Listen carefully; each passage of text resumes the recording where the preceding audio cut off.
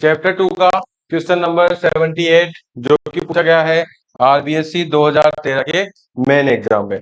इस क्वेश्चन को ध्यान से देखो भाई, दो कॉलम दे रखे हैं आपको, फर्स्ट और सेकंड दोनों को मैच करना है। सबसे पहले देखो स्ट्रॉन्ग एसिड।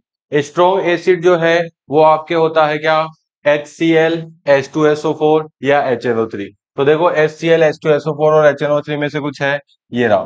तो इसका आंसर हो जाएगा क्या, H2SO4। ठीक है, ये क्या हो जाएगा, स्ट्रॉन्ग एसिड। उसके बाद में आती है बात वीक एसिड की। वीक एसिड कौन से होते हैं भाई, वीक एसिड होते हैं जैसे methanoic acid, ethanoic acid, formic acid, ये सब। तो इसमें से देखो आपको ये रहा, वीक एसिड कौन सा हो जाएगा, ई CH3COOH, जिसका नाम क्या है भाई, इसका एथेनोइक एसिड। Ethanoic acid. इसके बाद में देखो एंटी एसिड क्या होता है, एंटी एसिड होता है एसिड का उल्टा। ठीक है, जो एसिड को क्या कर सकता है, इजीली क्या कर सकता है भाई, न्यूट्रलाइज कर सकता है। तो एंटी एसिड में आ जाता है आपका मिल्क ऑफ मैग्नीशिया।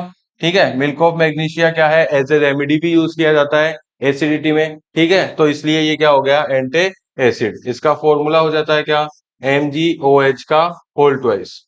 ठीक है, इसके बाद में स्ट्रॉन्ग बेस। स्ट्रॉन्ग बेस होते हैं जो हाईली रिएक्टिव मेटल्स के हाइड्रोक्साइड होते हैं, वो स्ट्रॉन्ग बेस होते हैं।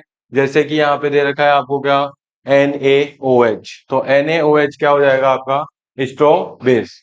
फिर बात आती है वीक बेस की। तो वीक बेस के लिए आप देखोगे कोई भी जो पॉजिटिव आयन है वो क्या होना चाहिए, लेस रिएक्टिव होना चाहिए। तो वीक बेस हो जाएगा आपके क्या, अमोनियम हाइड्रोक्साइड, NH NH4OH। ये क्या हो जाएगा, वीक बेस। इसके बाद में देखो न्यूट्रल सोल्ट क्या है आपका, न्यूट्रल सोल्ट होता है जिसमें पॉजिटिव और नेगेटिव आयन दोनों की रिएक्टिविटी क्या हो, सेम हो। इसका आंसर है NaCl। NaCl सोडियम क्लोराइड जो होता है वो क्या होता है, एक न्यूट्रल सोल्ट होता है। फिर बात आती है एसिडिक सोल्ट की। तो एसिडिक सोल्ट कब बनता है, जब स्ट्रॉन्ग एसिड और वीक बेस रिएक्ट करे। यानी कि स्ट्रॉन्ग एसिड और वीक बेस में आप देखोगे क्या, कि जो नेगेटिव आयन होगा, नेगेटिव आयन होता है वो एसिड से लिया जाता है, और पॉजिटिव आयन जो होता है वो लिया जाता है बेस से। तो ऐसा इसमें एलिमेंट देखो, इसमें ऐसा कंपाउंड देखो जिसका नेगेटिव साइन क्या हो, नेगेटिव आयन जो है वो क्या हो, हाईली रिएक्टिव। तो एसिडिक सॉल्ट के लिए देखो क्या क्या बच गया यहाँ पे अपने पास, देखो NH4Cl। अब ये पॉजिटिव आयन NH4, ठीक है, और Cl माइनस आयन। तो Cl माइनस आयन क्या है, ज्यादा रिएक्टिव है। तो ये कैसा सोल्ट हो जाएगा, एसिडिक सोल्ट हो जाएगा। कैसा सोल्ट हो जाएगा भाई, एसिडिक सोल्ट।